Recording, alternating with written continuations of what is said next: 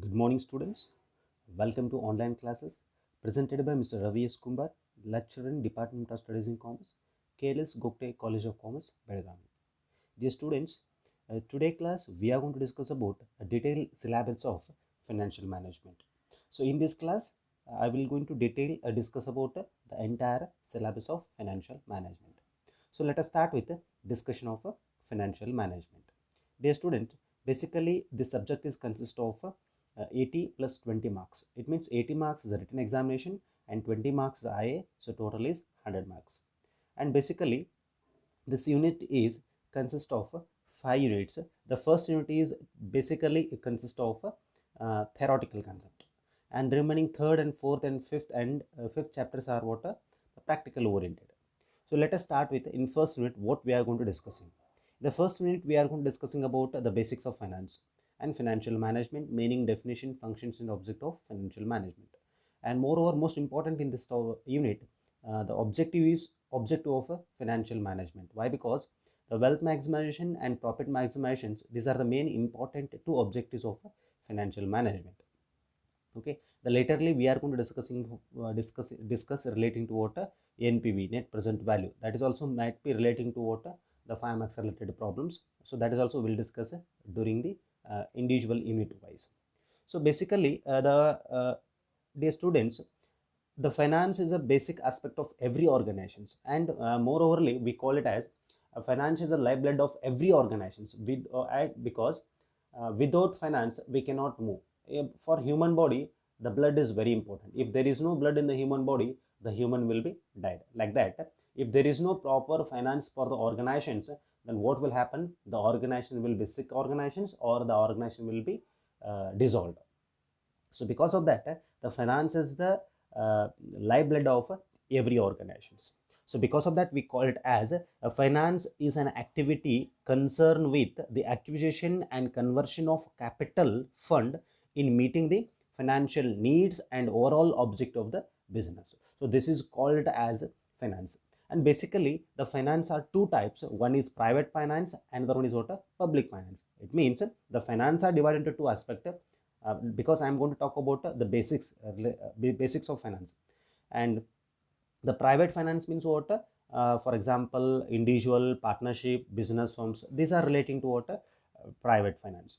And public finance means what? Is relating to central government, state government and semi-government. They are also required what? Finance. So in detail we will be studied in the upcoming classes. So the finance is very important. And in the moreover, the financial management is concerned with the planning, organizing, coordinating and controlling of raising of fund, investment of fund and distribution of fund for achieving the goal of organizations. It means financial management, it is an integral part of overall management of its is concerned with the duties of financial managers in the business firm. Basically financial management is planning, organizing, coordinating, controlling of the raising of the fund, investment of the fund and distribution of the fund in the organizations. So it is nothing but what? A management of the fund, that is called as a financial management. So when you are going to talk about second unit, that is very important, capitalizations. Dear students, whenever we are going to taking the investment activity, the most important is capitalizations. What type of capital is organization have? So based on the capital, we are going to investing. Whenever we are going to, if you go and ask about investors in the stock market, so there's always depending on what are capitalizations. They will look into the organization capitalization position. So based on their capitalization position, the investors are ready to invest in the organizations. And second unit is most important for case study expected. And moreover, again I would like to tell you the most case study expected for this subject, that is capitalization and working capital. These are the most expected, and remaining capital structure and leverage also a little bit. But among that, second and fifth, the chapters are very important for the case study expected. And I already told you capitalization means what type of capital the organizations have. So in this chapter we are going to learning the meaning and definition theoreticals of capitalizations, the cost earning theory. Regarding that we are going to calculating the very important and very interesting problems we are going to discussing what capitalizations. And why? Because the capitalizations is under capitalizations, over capitalizations, fair capitalizations. So based on that, we are going to take the decision regarding the investment. If it is over capitalizations, investment is good or bad. If it is a fair capitalizations, whether I have to invest or not. If it is a fair capitalizations, if I done in the investment of the concerned company, it is good or bad. So regarding that, we are going to study. It's very easy and very simplest calculations of capitalizations. So let us move to the discussion of the third unit, capital structure and leverage. The capital structure means what type of capital structure the framed by the organizations. For example, the some companies I have only capital is what, equity shares and preference shares, and some company have equity shares, preferences and debentures. So this is a structure. Structure means what type of capital they are going to contributed or framed, what type of capital they are going to collect it. That is what the structure of a capital. So this is we are going to learning from third unit. And also most important, we are going to learning that is leverages. And dear students, leverage, it is an important of financial management in any kind of businesses. So let us, we have to talk about the in simple manner leverage means. So leverage is the employment of an asset or fund for which the firm pay a fixed cost or fixed rate of return, that is known about what a leverage is. And when you talk about investment aspect, the financial management is overall consist of what a capitalization, capital structure, leverage and cost of capital and working capital. This is a complete the structure of what a financial management. So leverage is nothing but what rate of return firms has to pay, either it may be fixed or fixed cost of rate of return. Regarding that, it is also very simple.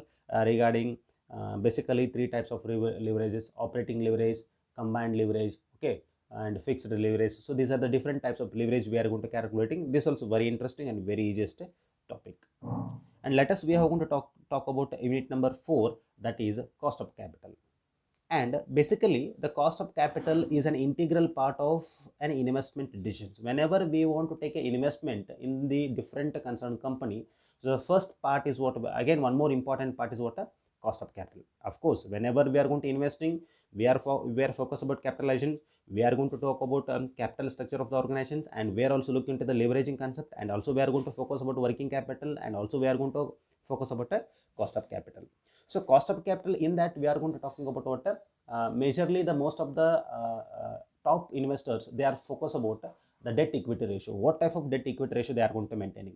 So if the debt equity ratio is more than 1, whether the company is good or bad. So based on that, we are going to taking the decision for regarding what investment. So because of that, I'm going to telling you the cost of capital is one of the very important integral part of a investment decision. Whenever we are going to investing in the organizations, we are going to taking the decision for what a investment purpose. So it is very important, and it is used as a discount rate in determining the present value and future cash flow. Why? Because with the help of cost of capital, we are going to finding the discounting rate by using the, why? Because cost of capital is going to providing the discounting rate. So using of that, we are going to determining the present value of that company and future cash flow of the companies associated with the capital project. So concerned with the capital project, how much is the present value and how much is the future cash flow, we are going to identify it with the help of what, a cost of a capital. And one more very important the concept of regarding the cost of capital is, it is also called as cut off rate or target rate, or it may be we call it as hurdle rate or required rate of return. So regarding that, we are going to studying from a cost of capital. And lastly, in one simple meaning method, in way of, I will define that the cost of capital is closely associated with value of firm and earning capacity of the firm. It means cost of capital is going to describe the value of the firm and what is the value earning capacity of the firm. This is to be determined by the what, cost of capital. And let us, we are going to moving it the next unit, that is working capital. Basically, when you talk about capital concept, the capital is basically two types. Okay, so the basically two types is what, one is fixed capital, another one is what, working capital. So you know people, what is fixed capital? So fixed capital is a capital which is used for what, a long term purpose more than 1 year. That is what a fixed capital. For example, purchasing of machinery, okay, purchasing of land and building. So this is called as a fixed capital. So but today it means in the 5th unit we are not studying about any fixed capital. We are purely studying about a working capital. Why? Because the management of working capital is not a simple task. Okay, so regarding that, we are going to studying of The fifth unit, working capital. So in this unit, working capital meaning, factors, types of capital, estimation of working capital, so different types, current liabilities and current assets, regarding that we are going to study. So then what is working capital? The working capital is need to meet day-to-day requirement of the business concern. So it means the what are the day-to-day requirement of the business concerns. So regarding that we are going to study, that is what working capital. So what are the requirement of day-to-day? For example, payment of creditors, salary paid, rent paid. So these are the day-to-day expenses. And how we are going to maintaining these are the day-to-day expenses. That is what we are going to learning about working capital. In one more simple manner, we are going to define the working capital. The working capital is called as a current asset. So current asset, how much company have current asset, that is known about also current working capital. So this is a detailed syllabus discussion of financial management. The subject is very interesting, dear students, and very easy also. There is no need to worry about it. So how much I will teach you and how much I will give the instruction regarding problematic as well as theoretical, that is sufficient, and there is no need to go for any other concept. So I will provide all the detailed information just to go through the mind section. Definitely you will get 100 to 100 in this subject. And moreover, this is 100 to 100. You easily can score the 100 to 100, and subject is very easy. So thank you. We'll meet in the next class discussion with let's begin with the first unit, that is introduction of financial management. Thank you, dear students. We'll meet in the next class.